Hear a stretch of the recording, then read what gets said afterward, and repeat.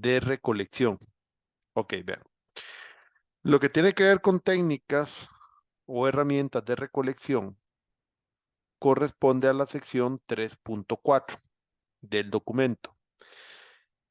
Para este curso hay un entregable, pero no es dentro de la sección.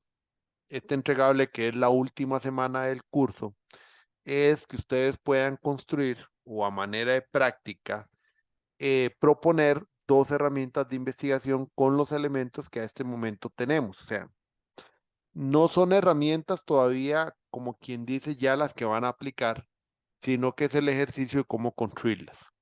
Eso es lo que es el último entregable, que no va en el documento, sino que va en un documento aparte, que era lo que yo les mencionaba a ustedes. Ok, aquí vamos a ver la presentación como tal y la teoría que esto va, y el próximo lunes vamos a iniciar con la parte práctica, que es como una explicación de más o menos cómo se construyen estas herramientas. Ven, entonces vamos a ver, desde el punto de vista teórico, todo proceso de investigación o desarrollo de un trabajo tiene dos partes fundamentales. Una, que es recolectar información, y otra, que es con la información recolectada comenzarla a procesar. O sea, vamos a ver, en esta parte inicialmente que hemos estado construyendo la propuesta de proyecto, ustedes han venido recolectando cierta información, pero es una información preliminar propiamente sobre el trabajo. O sea, no es una información que todavía sea como la parte del análisis como tal.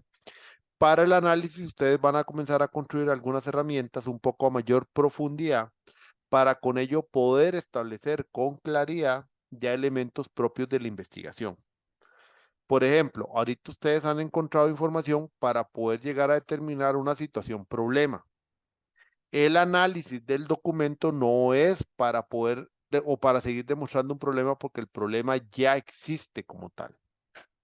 Por ejemplo, voy a dar casos específicos. ¿Quién va a trabajar una solución como un plan de gestión?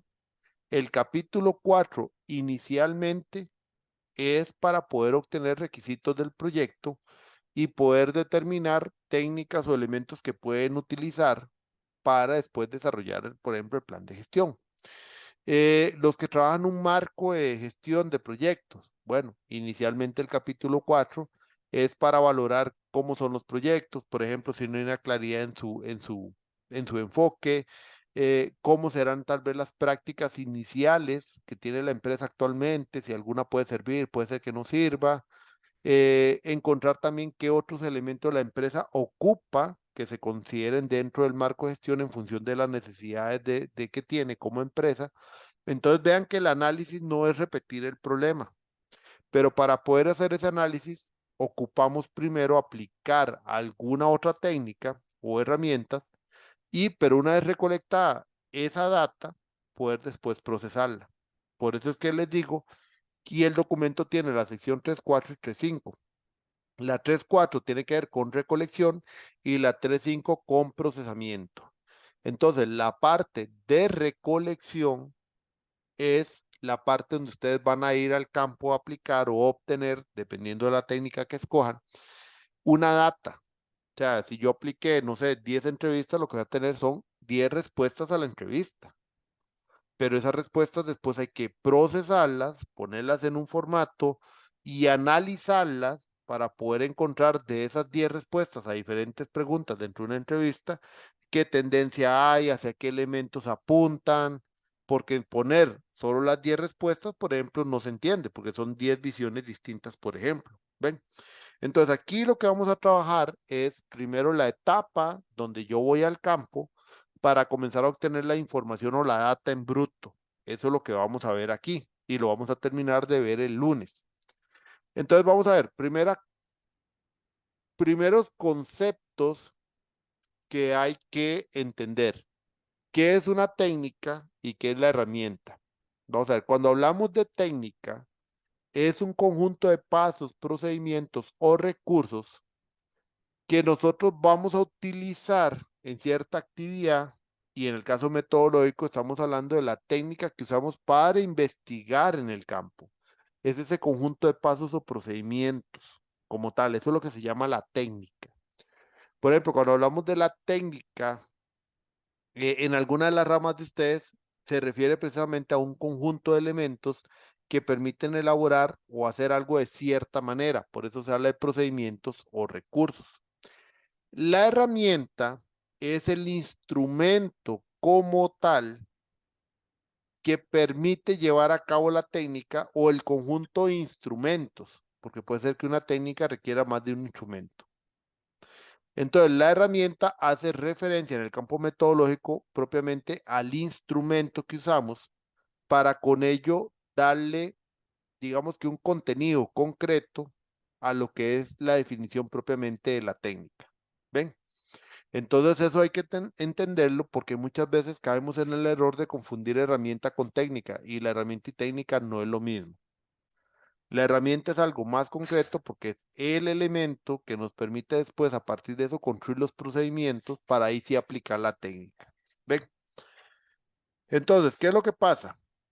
Con respecto a las herramientas de investigación, tienen que cumplir con dos parámetros importantes.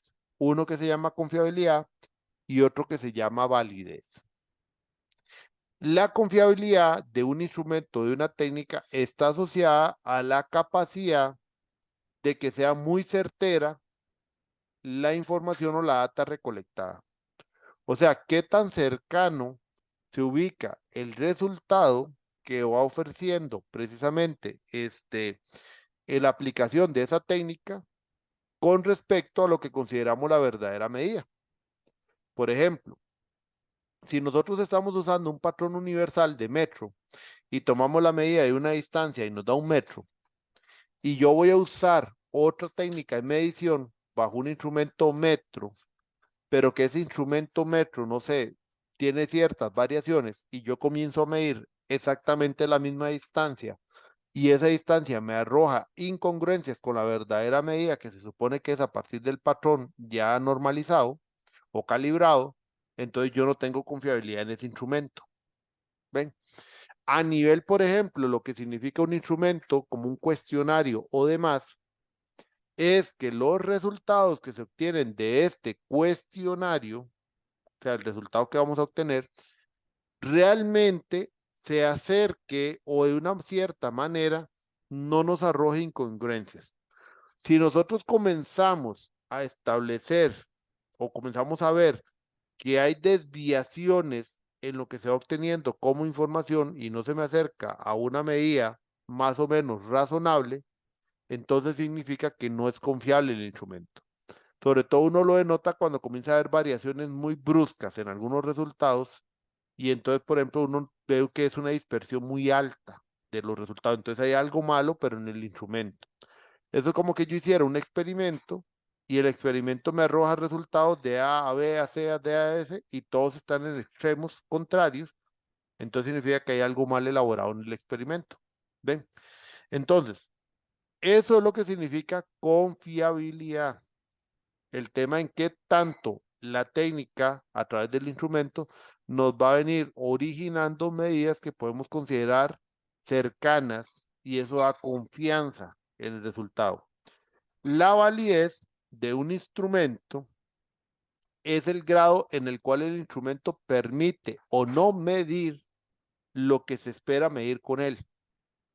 Por ejemplo, si el instrumento está hecho para medir la percepción, digamos, de las personas con respecto a su gestión, pero las preguntas están hechas más en función como si sabe o no sabe temas de gestión de proyectos, entonces no tiene validez porque no es un instrumento para eso.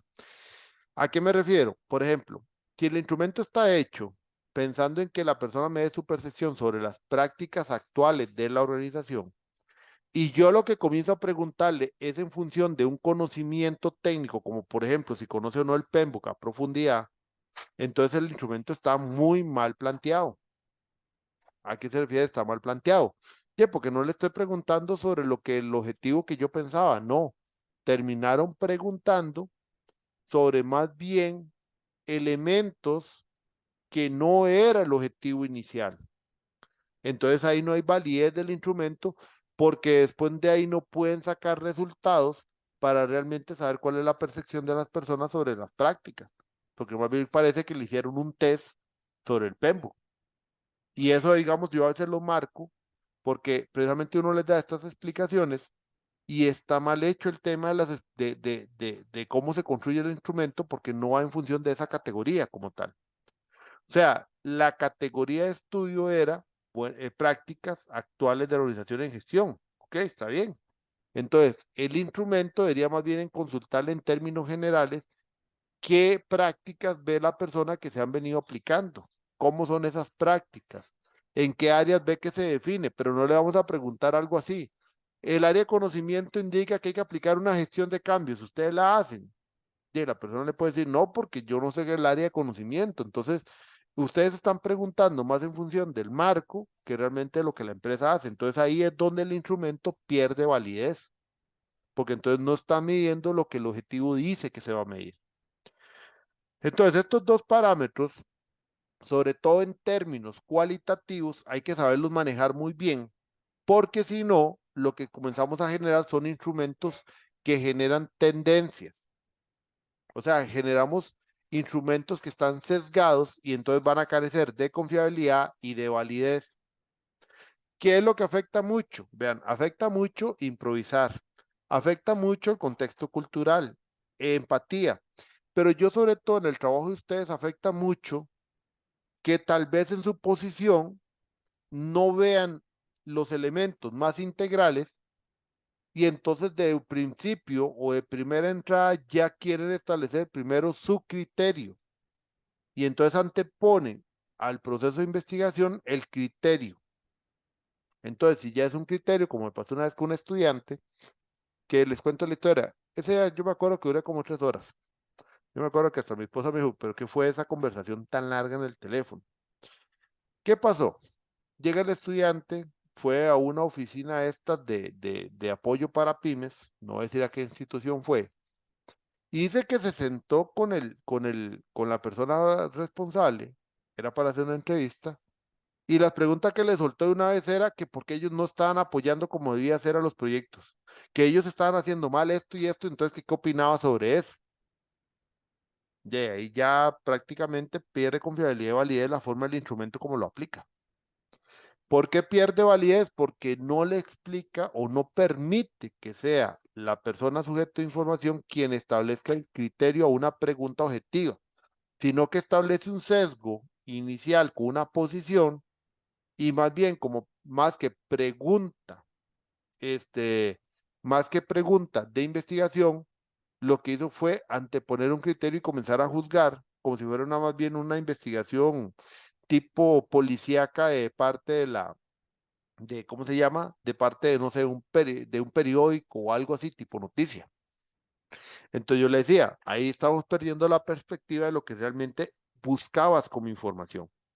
La buscar de información era para saber si ellos daban o no herramientas desde el punto de vista de gestión para que los emprendedores pudieran formar sus emprendimientos como un proyecto, o sea, porque formar un emprendimiento es un proyecto, pero la organización brindando herramientas a un tercero. ¿Lo ven? Ok, entonces, ese es el concepto de confiabilidad y validez que todo instrumento debe tener. Por eso es tan importante evitar los sesgos y construirlos de manera objetiva. Ok, entonces, teniendo claro también los elementos que nos imposibilitan, la construcción propiamente de los instrumentos viene muy relacionado del tema de categorías. Pero aquí es donde viene el asunto que yo les mencionaba. Déjenme ver si puedo meter una lámina adicional acá y la voy trabajando. Ok, ¿qué es lo que pasa? Inicialmente, el proceso que nosotros venimos trabajando es un proceso que inicia con un problema. Del problema pasamos y establecemos objetivos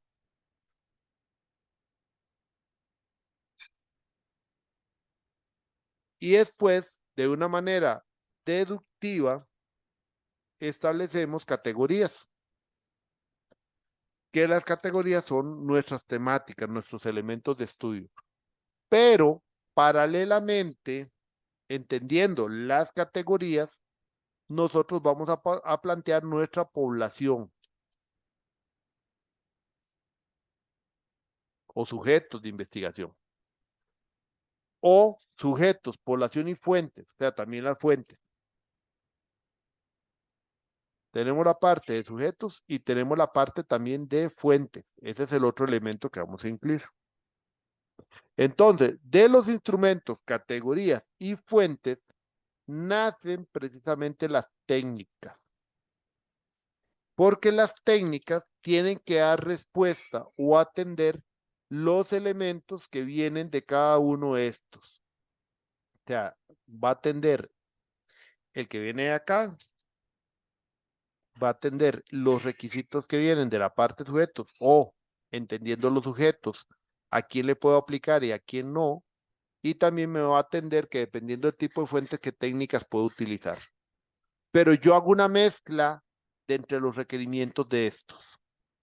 Entonces, ¿qué era lo que yo les decía? Yo pudiera verlo de esta otra manera.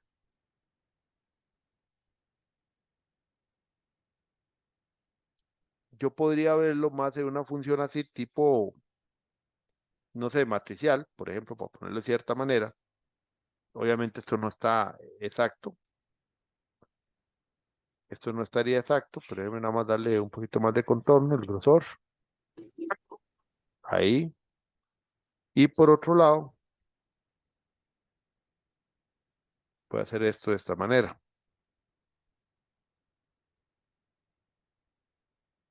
Entonces, del cruce de categoría, población acá, fuentes acá, por ejemplo, voy a hacer un poquito más pequeño, o sea, sujetos acá, fuentes acá, y por la parte de categorías, que vamos a poner como por acá, ahí,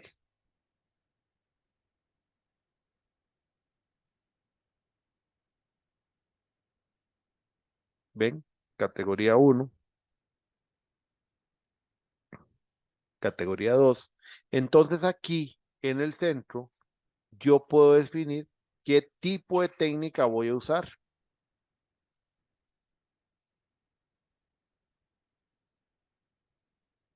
Y si el tipo de técnica concuerda, por ejemplo, para toda esa población, en todas las categorías, entonces yo defino que es una sola técnica la que voy a usar para esa población, por ejemplo, para cubrir todas las categorías. Entonces yo aquí puedo poner, bueno, puse población, pero puede ser población uno, población 2, fuentes tipo uno, fuentes tipo 2, y yo con eso voy definiendo qué tipo de técnica, porque yo analizo, por ejemplo, de los sujetos de investigación es qué tipo de información me van a brindar, voy a valorar también limitaciones de ubicación geográfica, voy a valorar también su rol, su expertise, si es muy similar o demás, y como son los elementos de estudio, si la misma población me sirve para los dos elementos y considero que esa población, dependiendo ese es el mejor tipo de técnica que puedo aplicar para ellos, entonces a partir de ahí yo defino que es un solo tipo de técnica para toda la población. Entonces yo digo que, por ejemplo, son los técnicos encargados de hacer, no sé, los desarrollos de los proyectos, no son los que gestionan, pero sí en la parte técnica, y entonces yo digo entrevista. Entonces, hago una sola entrevista para este grupo poblacional, o sea, un tipo de entrevista, que de una vez abarque las dos categorías de estudio, si las dos categorías abarcan para esta población. Por eso le decía que cuando yo llego a técnicas, sí es importante tener estas valoraciones hechas, inicialmente, categorías, población y fuentes, porque eso va a ir permitiendo, de buena lid, o va a ir permitiendo comenzar a definir técnicas de una manera más concreta, técnicas mm, digamos, bien definidas o bien pensadas para ese grupo poblacional y en función de las categorías. O sea, yo no defino hacer una entrevista porque se me ocurrió. No, yo defino que la entrevista la puedo hacer porque hay consideraciones sobre ese grupo poblacional al cual le pienso aplicar esa técnica que me permiten que sea una entrevista. Y además con eso también defino que ojalá cuáles son las categorías de estudio. Y si son todas las categorías, mejor. Pero si ese grupo solo me sirve para una, bueno, será una técnica para ese grupo en función de esa categoría, nada más. Lo cual también es viable. Entonces vean que la definición de cuál técnica aplico está en función de tener un tema o una versión uno, por ejemplo, una visualización de estos otros tres elementos. Y entonces a partir de ahí viene lo que estamos, que lo que seguía aquí en la presentación, que es la construcción propiamente de los instrumentos. Entonces, la construcción de los instrumentos, voy a requerir saber mis categorías, qué es lo que yo quiero estudiar, eso me va a indicar eso que quiero estudiar en función de cómo lo voy a valorar y también visualizando qué otros elementos ocupo para que sea un estudio completo. ¿A qué me refiero? Por ejemplo, habrán categorías o variables que las podemos valorar en codificaciones tipo, no sé, niveles, bajo, medio y alto. Eso está bien, como por ejemplo la madurez.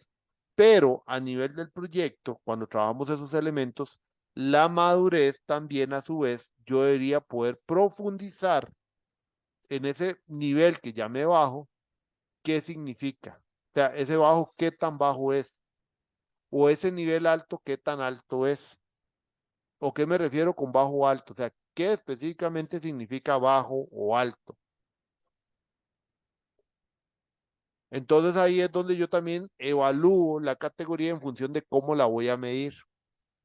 Si la voy a medir en función de perspectiva con elementos más abiertos, entonces también eso me ayuda a entender qué tipo de herramienta utilizo. Si son herramientas más con preguntas abiertas, por ejemplo, o elementos con respuestas cerradas.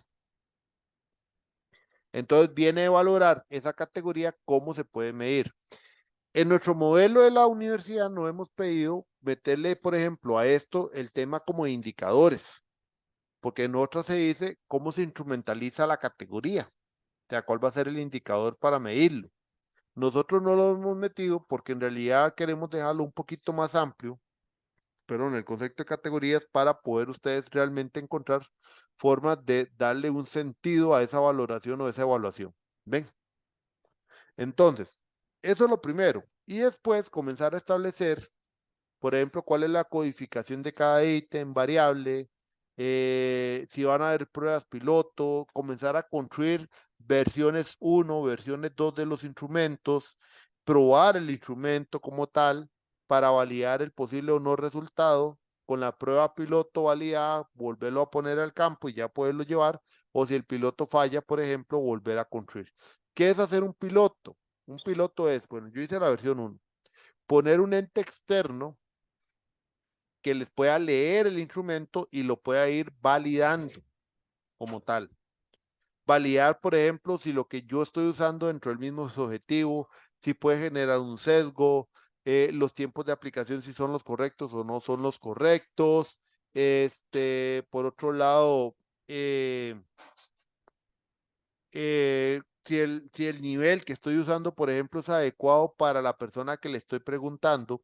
Por ejemplo, tuvimos un caso de un estudiante que lo estaba aplicando en una empresa de construcción y en su interés de verlo más amplio, decía, es que aquellas personas que trabajan como maestros de obra, si bien no son ingenieros como tal, pero sí tienen una gran importancia en nuestros proyectos, porque por el volumen, por ser una pyme, los maestros de obra son los que toman las mayores decisiones a nivel técnico de la construcción, pero van informando sobre los avances.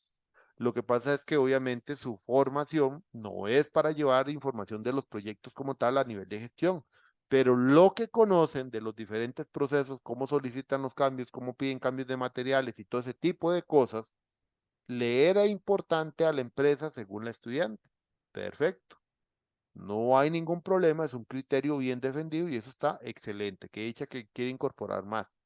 El error fue que cuando construye el instrumento, no pensó en que hay un lenguaje formal que se entienda a nivel de gestión de proyectos y hay un lenguaje que obviamente en el campo no se va a entender. O sea, ya preguntarle, por ejemplo, a la persona cómo lleva el valor ganado cuando le llegan los materiales o si también se le ha encargado de ir a comprar, cómo lleva el valor ganado, la persona se le va a quedar viendo y le va a decir, ¿usted qué me está preguntando? Entonces, usted me puede preguntar cómo la persona hace o lleva estimado el ahorro a nivel de compra de materiales, o sea, él lo va a ver como ahorro, o ella, pero no lo va a ver como valor ganado porque tal vez es un concepto que él nunca ha escuchado. O sea, la persona no le dice el valor ganado es tanto. Ese es el punto. Entonces, ¿qué es lo que pasa? Ahí nos equivocamos en el lenguaje que estamos usando para poder obtener esa información. Amanda, Sí, esa prueba piloto se hace a alguien o a una persona que sea similar a la muestra del proyecto. Es decir, no es a una experta en investigación, sino a una persona que que tenga las características similares. exacto. Se hace Ok. una prueba piloto con una persona que tenga características similares porque esas características similares nos va a ayudar a determinar si el instrumento está construido realmente para ese grupo poblacional o me equivoqué en cómo lo construí. ¿Ves? Y entonces hay que volverlo a valorar.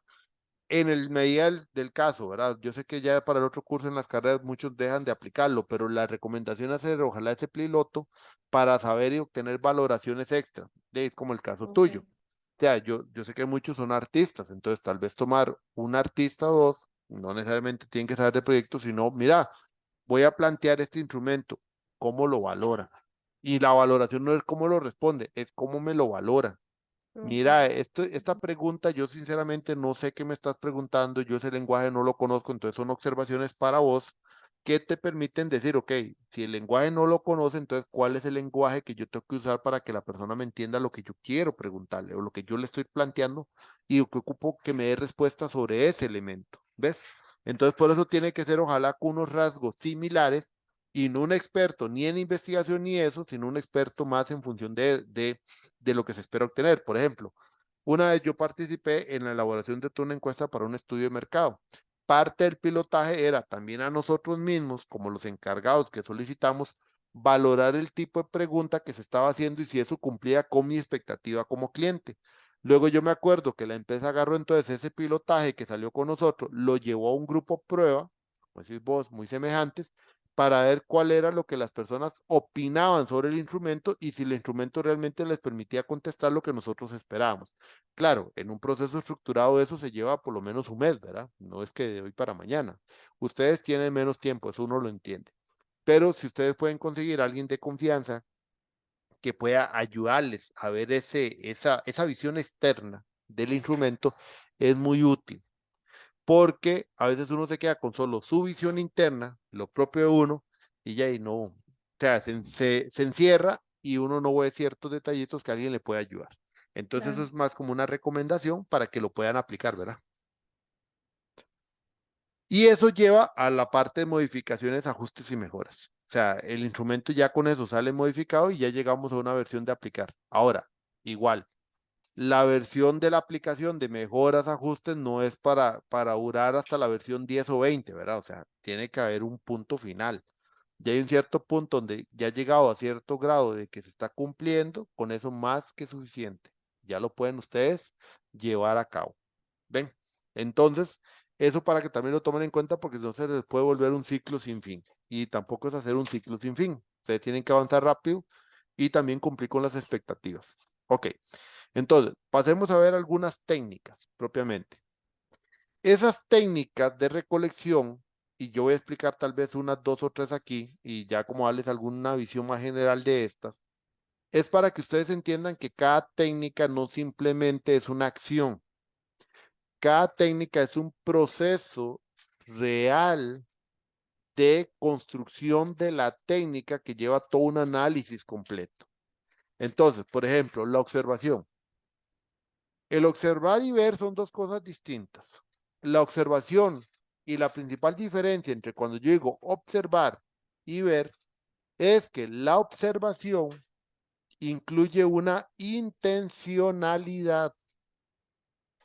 O sea, el arte o la acción o la técnica de observar lleva una intencionalidad por parte del investigador que de una manera estructurada o no estructurada sí permite generar una percepción y una interpretación. ¿Por qué? Porque una observación que no permite generar una interpretación, entonces no es observación. Si lo único que permite es hacer un resumen de datos, entonces no es observación. Porque, pero la interpretación precisamente significa que se pudo analizar. Y eso es lo que busca la técnica observación.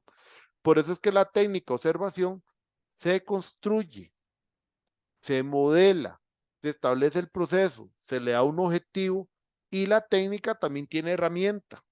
Entonces yo no observo por observar. Yo tengo que llegar con un instrumento propio que me permita realizar la observación de tal manera que yo pueda apuntar o tomar datos para después llevarlos al análisis. La observación puede ser pasiva, puede ser activa. Una observación pasiva es simplemente ser un espectador del proceso y tomar notas. La observación activa es que también uno puede observarse a sí mismo, pero ahí es donde tal vez uno como investigador tiene que aprender a verse como en tercera persona, lo que yo estoy haciendo y valorándolo para tomar observaciones, o puede ser observaciones tipo grupales, donde con otras personas aporto o me toman notas para después hacer una triangulación entre los puntos de vista de las personas. Entonces también la observación puede ser en grupo, donde las otras personas tienen un perfil similar al que yo ocupo. La observación por lo general debe ser muy estructurada. Yo les dije que hay no estructuradas, pero siempre igual guardan una intencionalidad. Tiene que ser muy sistemático, tiene que estar sistematizada. Esa es la mejor recomendación. O sea, tiene que haber una planificación previa que a ustedes les permita determinar el proceso que quieren seguir y por qué lo van a seguir. ¿Qué les va a aportar esa observación? Entonces tiene que tener un objetivo claro. Las observaciones en los casos de ustedes son ya sea en campo, viendo otras personas llevando a cabo la gestión de proyecto, acompañando un proceso como tal, participando en reuniones de tomas de decisiones y también puede ser una observación en focus group, también que eso puede ser una observación, o puede ser una observación grupal en alguna actividad específica para poder tomar diferentes percepciones. Esas son formas de hacer la observación. Lo importante que es que ustedes tengan claro elementos como qué es lo que voy a estudiar. No es simplemente, es que voy a aparecer tal día y ver al compañero o compañera que está haciendo. No. ¿Qué elemento quiero yo estudiar? Entender el contexto en el cual está llevándose a cabo la observación. O sea, si es un contexto del área laboral, es un contexto de la aplicación de campo en el proyecto. También, a quiénes puedo observar y a quiénes no, que eso lleva a una selección de muestras. Después viene cómo voy a aplicar la observación. ¿Será que lo voy a aplicar por periodos breves? ¿Será que lo voy a aplicar por intervalos? ¿Será una observación única? Puede ser que sea una observación que yo voy a realizar, no sé, durante el TFG una o dos veces.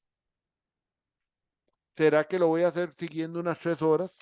¿O simplemente es un momento específico que corresponde a una reunión que me sirvió en el momento que yo estoy durante el proceso y entonces va a ser solamente en la reunión y eso se vuelve un intervalo específico?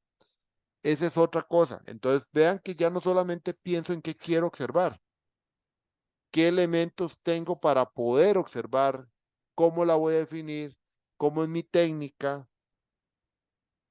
El tema de tiempo es muy importante, pero eso va asociado a una limitación, por ejemplo, de cuánto yo puedo hacer observación. Ahora, después de eso y tener claro qué es lo que yo voy a observar, cuál va a ser la categoría, cuál va a ser la agrupación que yo voy a hacer de esos elementos. Por ejemplo, yo ya tengo las categorías, entonces, ¿cómo voy a subcategorizar los diferentes elementos de estudio? Para saber, cuando yo construyo el instrumento de observación, cómo voy a separar los diferentes datos que me permitan generar la mejor información posible.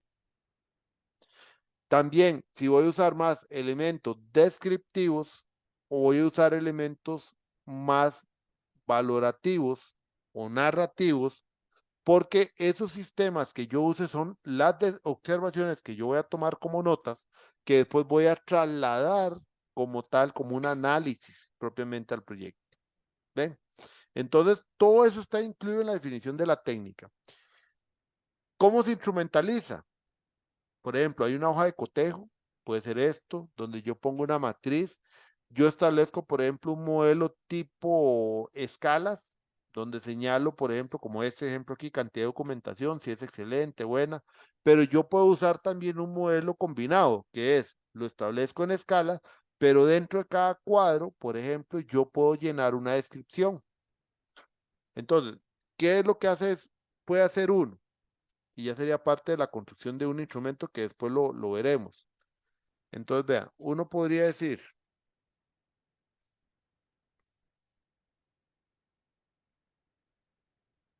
consta, aquí hay otras cosas que no voy a considerar, pero entonces uno establece una tabla, por ejemplo, para llevar una matriz de cotejo. Aquí establece el criterio a observar, o por observar más bien. Entonces, por ejemplo, documentación, y entonces yo también puedo establecer valores como calidad,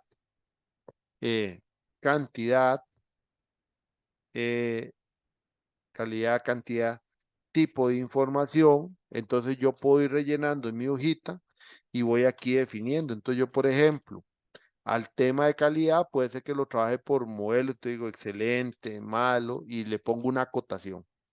Se considera excelente porque incluye, ve, entonces ya uno dice todos los elementos. Cantidad, eh, demasiada, por ejemplo, uno puede poner aquí.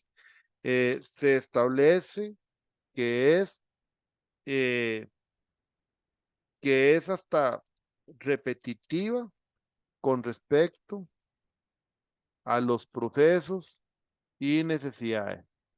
Se observa, no sé, hasta 3 documentos distintos para el mismo procedimiento, por ejemplo. Y uno puede hacer más observaciones. Tipo de información. Entonces, este es otro modelo de técnica de observación. Dime, Tatiana. Profe, perdón, solo una consulta rápida. Ajá. Si yo pongo ahí demasiada, no me va a decir que es muy poco objetivo y que, o sea, que Ok, debería poner números, no este tipo de términos. es que ahí es donde va el tema. El tema es que cuando uno construye la herramienta, y por ejemplo yo voy a usar una valoración Likert como esa, excelente, entonces yo establezco qué significa los rangos de excelente. O sea, qué es rango excelente, qué criterio se usa.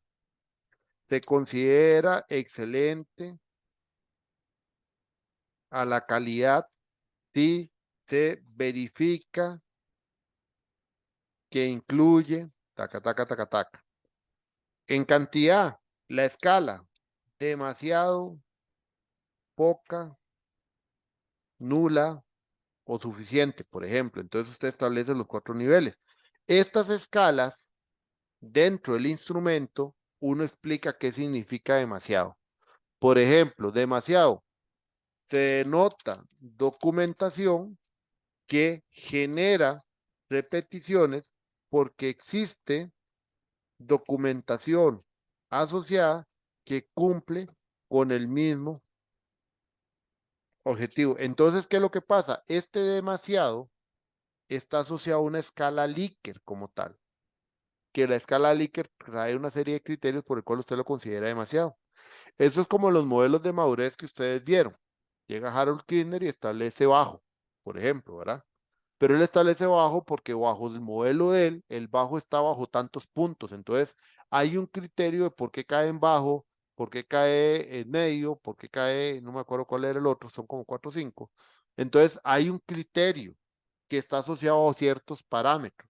Entonces, aquí el demasiado no es subjetivo desde el punto de vista que usted ya estableció el criterio con el cual está considerándolo, porque esta palabra demasiado es su observación. El punto es cuando ya hace el análisis, porque esta observación puede ser la correspondiente al observador 1, por ejemplo, pero el observador tiene también otro, o un segundo observador tiene la misma herramienta. Entonces yo valoro también lo que la persona me pone como comentario. Y entonces después vienen los procesos de procesamiento.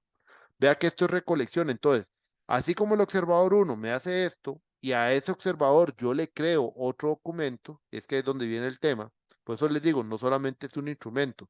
Si yo aplico la técnica observación y la voy a aplicar para varias personas, ¿qué creen ustedes que yo debería hacer?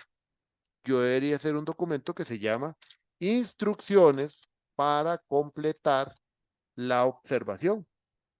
Entonces, se le hace un documento de observaciones para que la persona que vaya a observar y esas instrucciones las lee solo quien está observando y luego, entonces con eso el observador me llena mi plantilla o el elemento que yo uso para completar la observación. Si la observación la voy a hacer yo, dentro del mismo documento, como veremos el lunes, yo hago mis propios también criterios para que yo sepa qué tengo que llenar en cada parte. Entonces yo lo pongo como instrucciones para mí. Entonces ves de dónde sale, digamos, la palabra demasiado. O sea, no es tan subjetivo porque aquí sí hay un elemento que me está explicando a qué se refiere con demasiado. Sí, ujú, Sí, sí, sí, listo, gracias. exactamente. Entonces ve que hay un fundamento. Yo cuando se los marco en los trabajos ahorita es que ustedes nada más ponen, ah, es que la empresa tiene un bajo desempeño. Dice, ¿bajo desempeño contra qué?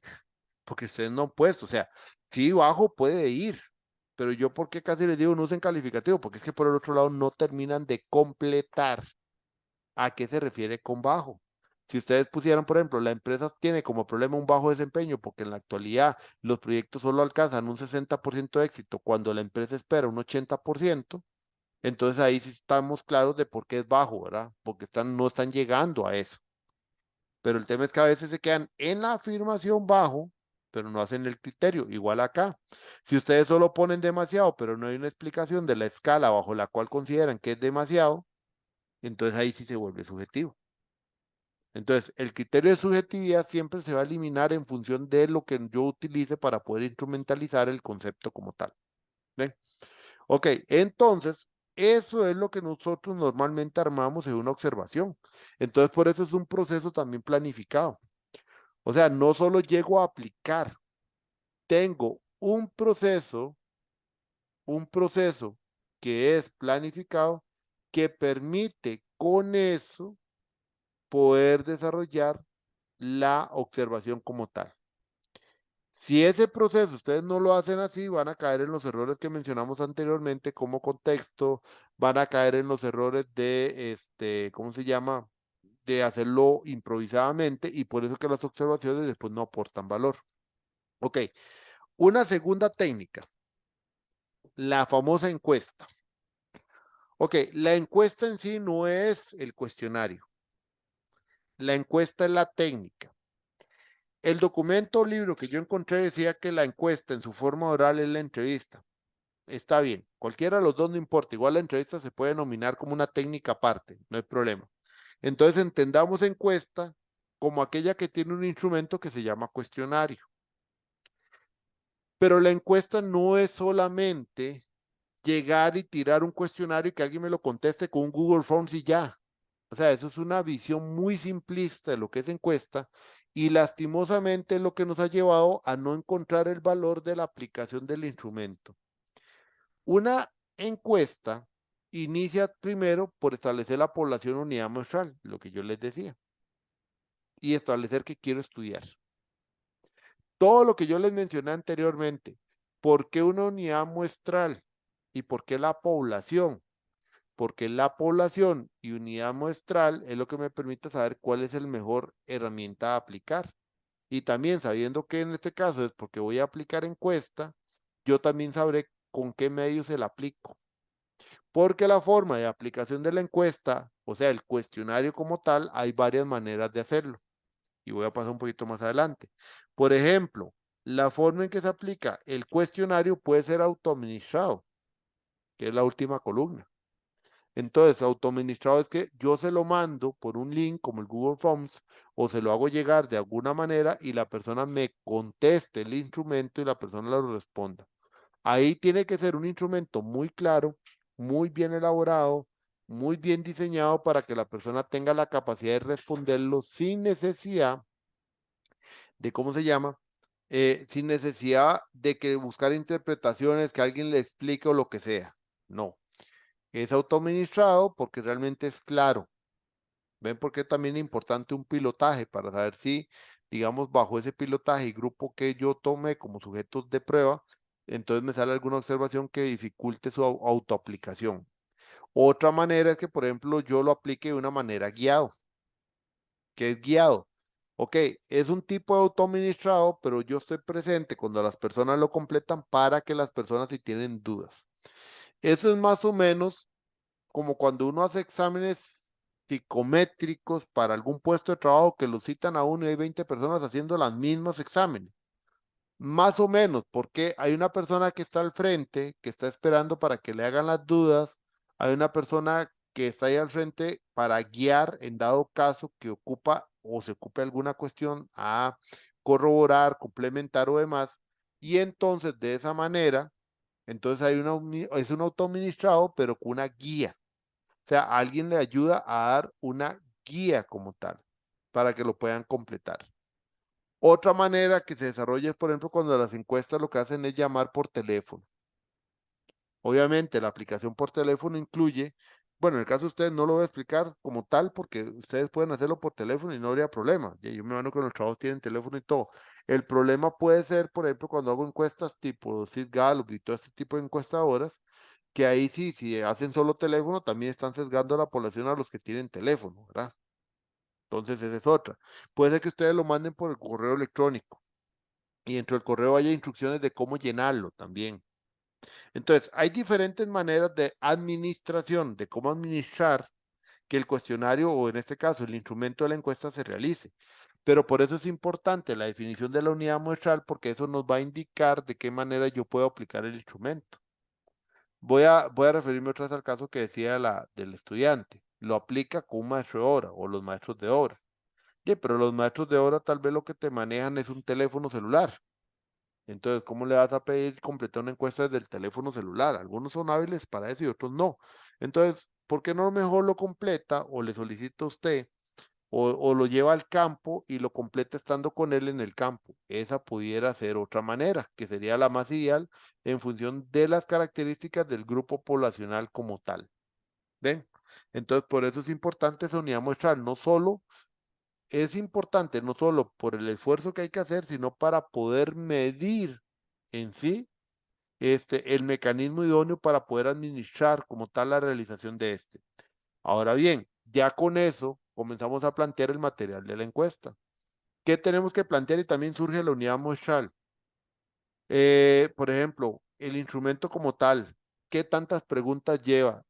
¿Qué elementos quiero estudiar? ¿Hasta qué profundidad? Este, ¿Cuánto tiempo tengo? ¿Cuánto va a ser la cantidad de preguntas que me pueden responder? Por ejemplo, les voy a pasar un tip. Cuando uno plantea un examen, que yo me imagino que en esta materia casi no han hecho, sino aquellos exámenes que uno hacía en la escuela y colegio, una técnica para establecer cuánto dura un examen era que uno lo resolviera y dependiendo del tiempo en que yo lo resuelvo, el estudiante dura 3 veces lo que yo duraría respondiendo. Entonces, si yo como profesor duré 1 hora respondiendo un examen, el estudiante dura 3 veces. Medida sacado de varios estudios que se han hecho y demás, y anda por ahí la medida. Entonces, el estudiante dura 3 veces lo que uno como profesor dura. Entonces, si yo sé que es un examen de 3 horas, yo debería durar 1 hora. Pero si yo hago un examen así, considero que la mayoría de población va a llegar a justa a terminarlo, lo cual tampoco es idóneo. Entonces yo tengo que reducir el tiempo porque lo ideal sería que una persona estudiante en un examen de 3 horas dure de 2 horas y los más lerdos sí las 3 horas para que todo el mundo lo complete. Entonces eso lleva o implica que el examen yo lo más que debería durar completándolo anda como en 45 minutos. ¿Ven? Ahora, a partir de eso, ¿cómo se estructura un examen? Uno estructura el examen a partir ya de cuánto dura la persona tal vez respondiendo las preguntas. Y el tipo de pregunta que yo utilizo está asociado también a los ejes temáticos que quiero estudiar y en función de una distribución, que hay unas matrices para eso, de evaluación, para poder establecer cuántas preguntas tienen que ser desarrollo, cuántas preguntas serían de, por ejemplo, de respuesta única, cuántas de respuesta breve. Existe otra regla de Edo, por ejemplo, que una persona respuesta única, lo más que dura respondiendo, contestando una pregunta debería ser 30 segundos. Entonces, si yo hago 10 preguntas de marque con X, la persona duraría tal vez unos 5 minutos respondiendo esas preguntas de marque con X. Si son preguntas de desarrollo, normalmente a las personas, dependiendo, anda en un rango entre 5 a 10 minutos contestar una pregunta de desarrollo y a veces un poquito más, dependiendo de la pregunta y lo amplio que lo quiera hacer. Entonces, jugando con esos datos, es que uno más o menos llega a establecer el material del cuestionario.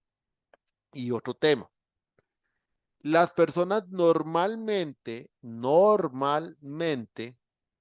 digamos, una encuesta, si uno le manda solo preguntas abiertas, las personas les da pereza contestar porque tienen que desarrollar ideas. Pero tampoco puede ser solo pregunta cerrada, porque entonces no se logra profundizar en cierta información que a veces uno desea.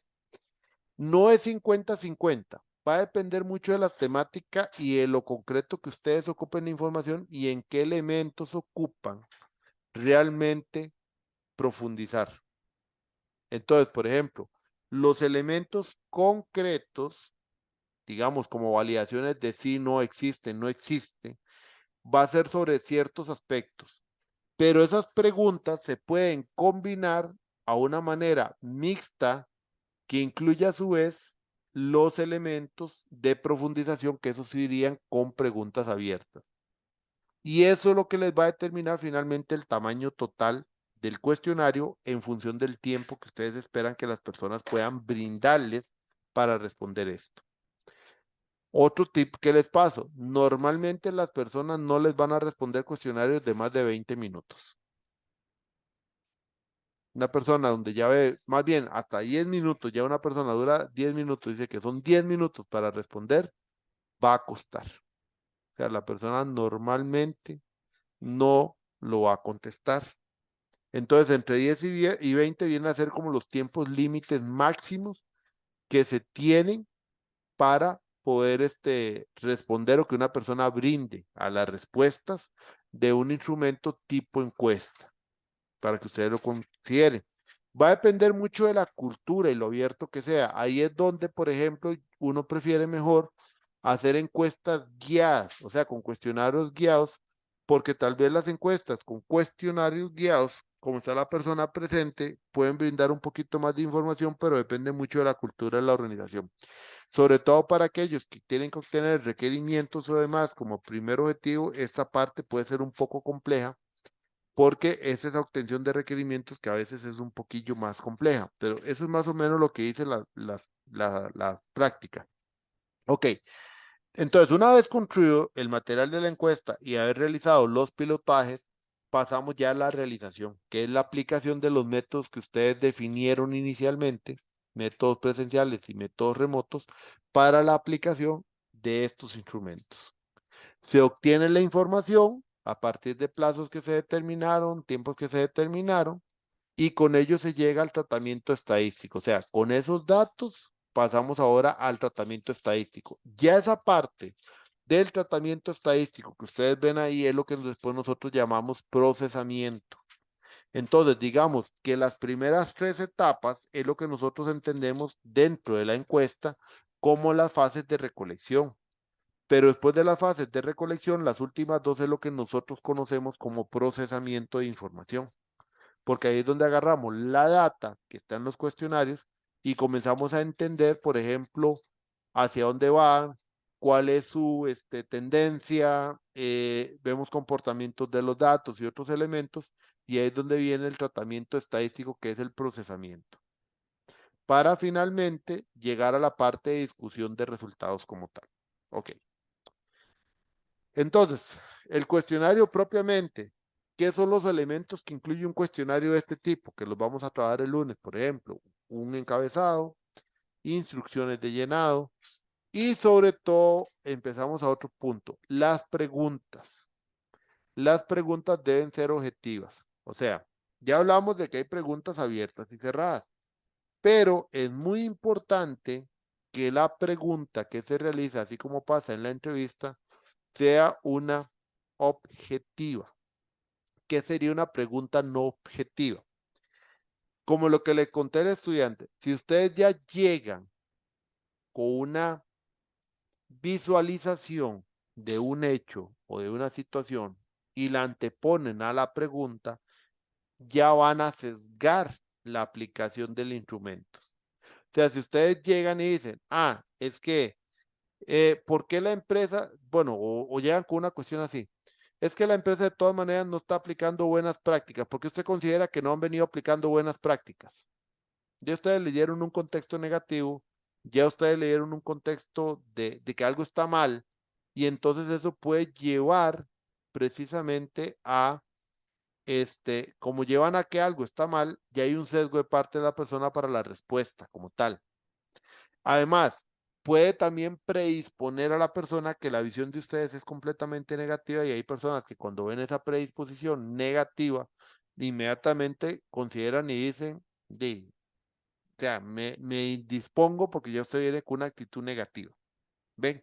Entonces, las preguntas tienen que ser lo más certeras posibles, pero en función de obtener la información. O sea, antes de decirle que no están aplicando buenas prácticas, que tampoco debería ser obligación de la empresa, lo importante más bien sería consultarle una vez que sacamos información sobre qué prácticas aplican, cuáles han sido los procedimientos que ellos han desarrollado, cuál ha sido la razón de desarrollarlos de X o Z manera para poder obtener requerimientos de la empresa hacia proyectos, preguntarles también sobre cuáles son las que considera que han tenido mayor valor y cuáles menor valor con respecto a la gestión de proyectos y eso. Mejor la pregunta siguiente sería, porque si ya sabemos de antemano que no aplican buenas prácticas, es más bien preguntarles como qué tipo de buenas prácticas considerarían ellos, si han escuchado estas, y si han escuchado, cuáles consideran que serían ideales para que la empresa aplique o que ellos consideren que mayor valor les puede brindar. Ven, entonces, la persona bajo esa guía y construcción es más fácil que nos vaya brindando información de a poco y no establecerle una posición que perfectamente genere una respuesta que no sea la deseada. Yo siempre pongo como por ejemplo, o pongo como ejemplo, perdón, cuando hacen las preguntas en la calle los periodistas, Jay, si usted pregunta que todo está mal, la cara de la persona va a ser como, Jay, estamos mal. O sea, no se puede tapar eso con un dedo, pero obviamente si usted hace una pregunta y le dice a la persona, mire, es que el nivel de seguridad de Costa Rica hemos tenido un aumento del 200% en asesinatos entre el último año, taca, taca, ¿cuál cree que o cuál es su posición con respecto a la acción del gobierno? Y con esos datos cualquiera va a decir mala. Tendría que ser alguien muy asociado o, por no decir la palabra fanático, o una persona que sea mucho del dogma que tiene, digamos, el gobierno, que va a mantener la posición de que están haciendo algo. Pero la pregunta indirectamente es una pregunta sesgada. Conste, yo no tengo color de partido político ni me interesa. Nada más el ejemplo que tomo es porque normalmente ustedes ven periodistas preguntando en la calle y te salen con eso.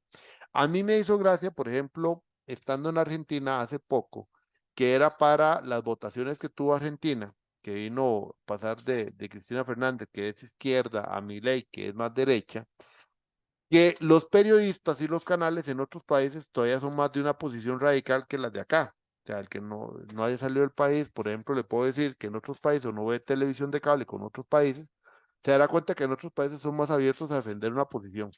Por ejemplo, Estados Unidos se sabe que CNN creo que es más demócrata y Fox es más republicano. Creo que por ahí andaba el asunto. Si no es así, ahí me corrigen, pero las cadenas ya tienen su posición, lo cual tampoco está mal. En Argentina pasaba similar. En Argentina hay posiciones que están muy del lado del gobierno y la ideología que gobernaba.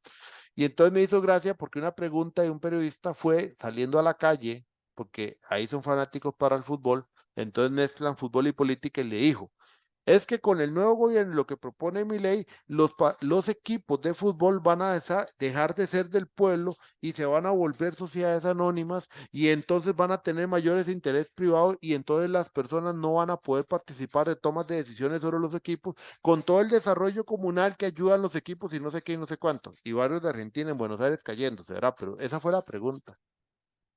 Me hizo gracia porque la persona que le responde le dice, sí, yo lo veo bien, que hagan ese cambio. Pero ¿cómo? No, los equipos de fútbol siempre han sido un negocio. Y eso, el desarrollo no es tan cierto por esto. Y el periodista seguía insistiendo porque la pregunta la hizo en función de querer una respuesta sesgada. Y fue interesante porque uno viendo eso, la final de cuentas duraron entre 5 a 10 minutos al aire en una discusión persona de calle con el periodista porque el periodista vino con una pregunta sesgada y una posición sesgada. Entonces, jamás eso va a ser como una pregunta que va a generar un criterio. Igual pasa con estas encuestas que hacen las cadenas de televisión, porque a veces son con preguntas muy sesgadas que quieren originar específicamente una respuesta por parte de las personas. ¿Ven? Entonces, ¿qué pasa? Las preguntas no pueden llevar carga emocional, las preguntas no deberían tener o anteponer un criterio, no debe apoyarse en influencias, no debe generar o formularlas en negativo. O sea, hay toda una ciencia para poder construir la pregunta. Amanda. No, que es muy interesante porque, por ejemplo, en caso que tengamos que entrevistar a la persona encargada de los proyectos, muchas veces esa persona va a querer responder de manera que diga que todo está bien, ¿verdad? Entonces hay que pensar muy bien cómo formular la pregunta, porque incluso uno puede decir, ¿cómo es que, para decir una pregunta así, no importa, al aire, ¿cómo planifica usted los proyectos? Y la persona puede decir, ah, no, excelente, yo planteo objetivos, entonces por eso siento yo que también la documentación puede apoyar mucho. Bueno, Exacto. esa parte es la parte más complicada, pero cómo saber si, porque es una opinión, ¿verdad? O una respuesta muy subjetiva que cómo saber si está diciendo la verdad. No, y que hay que Entonces, preguntarle, porque al final de cuentas siempre hay ajá, que preguntarle porque es un sujeto, pero como decís vos, ahí viene la validación con documentación y otras cosas para poder tratar de entender la posición de la persona y ahí vendrá el análisis.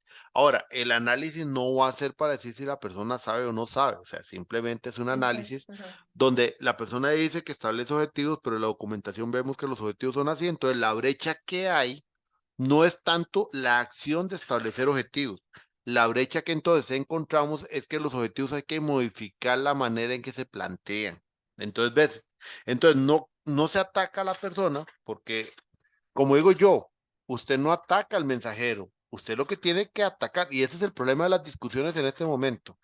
Las discusiones a nivel de las personas no llegan a nada porque se ataca al mensajero y no al mensaje. Los famosos troles de redes sí, sociales es un exacto, problema por eso porque no establecen, y las personas, y sobre todo la gente joven, no establece un criterio para discutir. Lo que hace es atacar a dominen a la persona, al mensajero. Entonces cuestionan a la persona, pero no cuestionan el mensaje. Y lastimosamente, ese es un error que en investigación no podemos caer. Cuando hacemos el trabajo y ocupamos la oportunidad de mejora, no es atacar al mensajero, como decís vos en este caso, que las personas normalmente en esos puestos van a decir que todo está muy bien, sino lo que buscamos es encontrar la oportunidad de mejora desde el punto de partida que tal vez nos puede establecer la respuesta de la persona, pero que lo podemos identificar con otra técnica. Entonces, por eso la investigación se vuelve más rica si lo planteamos en esos términos y nos olvidamos del mensajero y nos centramos en el mensaje que nos da. ajá, exacto. Pero muy buena observación, porque esa observación sí me ha pasado con otros estudiantes. Me pasó con un estudiante que primero, la empresa era exigente, o sea, era que los resultados tenían que ser el 95%. Ellos estaban en el 90%, pero ya era un problema porque no estaban alcanzando el 95% que pedía la empresa. Y otras empresas con un 90% de ejecución, por ejemplo, de presupuestaria hasta que pegan el brinco, ¿verdad? Y esta entera el 95%. Pero me decía, es que el problema, ¿sabe qué es? Que yo voy a investigar sobre el problema y me mandan a preguntar a la jefatura y para la jefatura todo está bien y ya no sé qué hacer. Entonces ahí fue que para el problema comenzamos a buscar otras técnicas, porque pasó lo que vos dijiste, o sea, y la naturaleza sobre todo de nosotros, yo lo he visto más con los latinoamericanos que con otras culturas, lastimosamente, somos muy dados a defendernos y decir, es que lo que yo estoy haciendo está bien y punto. Y guarde, porque hay un miedo a que la gente vea que hay un error porque yo paso viviendo con que me van a meter el puñal atrás. Entonces, es bastante complicado. Yo no sé, ¿ustedes llevaron el curso de habilidades gerenciales? Sí, digamos. En ese curso vieron lo de negociación, o algún tema, me imagino, sobre negociación, ¿no? Sí, conflictos, Ajá, ujú, pero no hicieron un ejercicio de negociación que está basado en un ejercicio de la técnica que enseña la Universidad de Harvard o que Harvard tiene para negociación. No, no hicieron ese ejercicio. no recuerdo, no creo que no. No, yo No, que tampoco. yo recuerde, no. Bueno, ese ejercicio, si algún día se puede hacer, si no algún día le digo a Milton, tal vez abrirlo como un curso libre de unas 4 horas o algo así, sobre técnicas de negociación. Es muy interesante porque ese ejercicio, sin contarle a las personas de qué tratan, todas las personas tiran para ganar, entre comillas, porque hay 4 maneras de negociar: ganar, ganar, ganar, perder, o perder, ganar y perder, perder. Porque hay gente que negocia que si yo pierdo, pierde el otro, entonces mejor perdamos los dos. Normalmente pasa cuando la gente llega a los divorcios a eso, ¿verdad? O sea, ahí nadie va a ganar, va a perder los dos, al final de cuentas.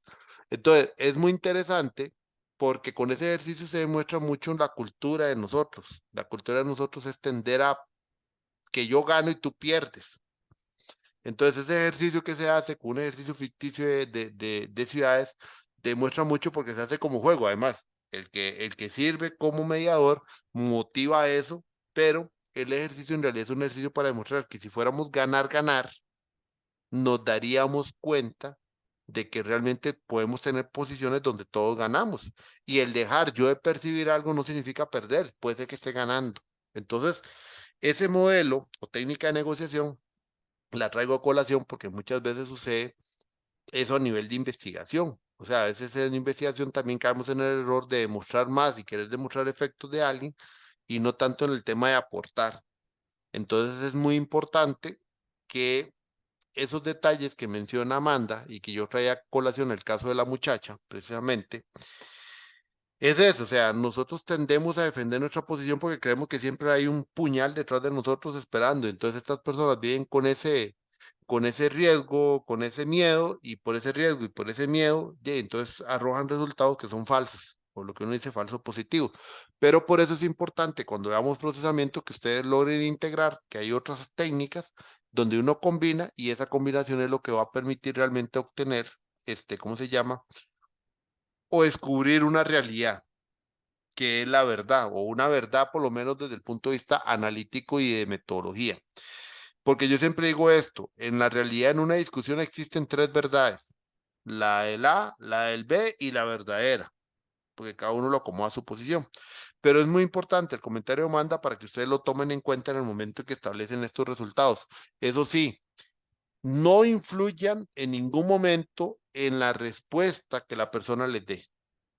Si la persona responde y considera que está bien, ustedes no tienen por qué cuestionarlo. O sea, no es el ejercicio de cuestionarlo ahí, porque estamos dependiendo que la persona ojalá nos dé información. ¿Ven? Y si la persona nos da información, eso es lo que nosotros andamos buscando. No que la persona sienta que estamos atacando y no nos va a dar información. Entonces, eso para que ustedes lo tomen en cuenta. Ok, entonces ya pasando eso, y para ir cerrando un poco aquí, voy a cerrar con la parte de entrevista, porque ya pues, como son las 8:30, que es más o menos lo que esperaba, igual continúo el lunes con las que hacen falta y hacemos el ejercicio ya de construcción. El tema de entrevista, como tal, la entrevista se puede llamar también una técnica. Dentro de algunos libros cae como la forma oral de la encuesta, pero igual es una técnica. Y la entrevista, a la diferencia del cuestionario, es que se supone que la entrevista sí es más un tú a tú entre investigador y persona. El cuestionario, aunque hay un método de administración, o sea, de administrar el cuestionario que va con una guía, no es tanto yo haciendo las preguntas, sino que la persona va respondiendo y nada más se guía en cómo responder. Pero la entrevista sí es uno como entrevistador haciendo las preguntas. Y aquí todavía influye más no solo la forma escrita de la pregunta, sino la posición de uno como entrevistador. ¿Qué conducta tengo? ¿Qué tanto logro hacer clic con la persona para que me dé información? ¿Qué tanto le puedo lograr cooperar?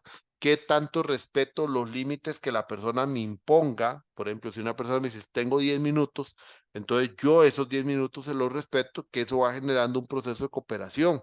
Si a futuro la persona ve que yo ocupo más información, pero le respeté los límites, me puede servir para generar nuevas entrevistas. También entender cómo va a ser el mecanismo de validez de la entrevista, porque pasa también otra cosa para que lo tomen en cuenta. El focus group como técnica es una entrevista, una técnica grupal, pero que también incluye propiamente, como decir, como en el medio entrevista. ¿Ves? Entonces, ¿qué pasa? El focus group, si bien es una técnica grupal, en el medio va un proceso de entrevista o de construcción de ideas grupal. Pero, considerando también otra vez nuestra cultura, si dentro de ese grupo focal incluimos como tal, por ejemplo, coordinaciones con rasos, normalmente, dependiendo de la cultura de la organización, en algunas no pasa, yo eso estoy completamente de acuerdo, pero en otras sí, es que los rasos van a esperar a ver qué responde primero la jefatura.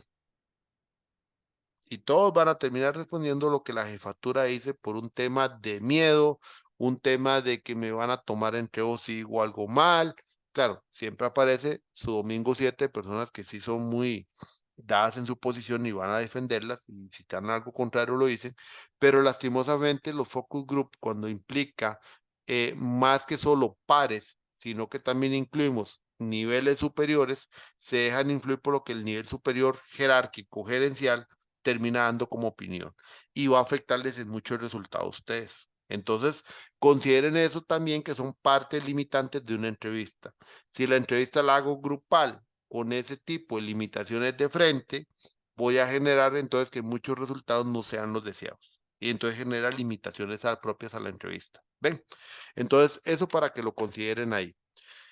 La guía de la entrevista igual, debe ser una guía similar al cuestionario. Es para ustedes la guía. La entrevista es un poco más abierta y flexible en la aplicación, porque cuando yo hago cuestionario, por lo general, las personas me van a terminar respondiendo lo que, digamos, lo que ya uno les pone. Pero en el tema propiamente de la entrevista, eh, como uno es el entrevistador y lleva el control de las preguntas, y muchas preguntas pueden ser abiertas, entonces si la persona ya va respondiendo ciertos elementos, no es necesario que nosotros vayamos respondiendo, sino que se van eliminando, sino que ya uno va notando que ciertas cosas ya fueron dadas o hay una respuesta como tal. ¿Ven? Entonces no requieren, por lo tanto, que ustedes hagan eh, esa pregunta o repitan la pregunta. A eso es lo que me refiero. Entonces, realmente ustedes pueden aplicar, van de una vez tomando notas de qué sí ya se respondió, qué no se respondió, y aunque tienen un guión hecho, ese guión puede cambiar conforme lo van aplicando porque hay un tema de flexibilidad. ¿Ok? Y el tema de cantidad de preguntas que se vayan a hacer va a depender mucho del tiempo que la persona les brinde. Por ejemplo, un tema tal vez si les dan 10 minutos son 2, 3 preguntas. Si son tal vez 30 minutos, puede ser tal vez unas 6, 7 preguntas. Si ya es una hora, podemos llegar tal vez a 10, 12 preguntas. ¿Ven? Entonces, cada pregunta normalmente uno la trabaja entre 2 o 3 minutos tratando de buscar una conversación lo más fluida posible. Más que realmente hacer pregunta y respuesta, uno debería tener la habilidad de generar una conversación donde inicialmente comienza a obtener información. ¿Ven? Entonces, de esa manera pueden tener una guía más fluida con respecto a la entrevista. Ok, voy a dejarlo aquí porque lo que sigue es revisión, que ya algunas cosas lo vimos, y unas técnicas adicionales. No les lleno más el buffer de la memoria con respecto a esto, porque obviamente hay otros temas que ver y es bastante información. Entonces, el lunes vamos a empezar con las que hacen falta y después vemos un ejercicio.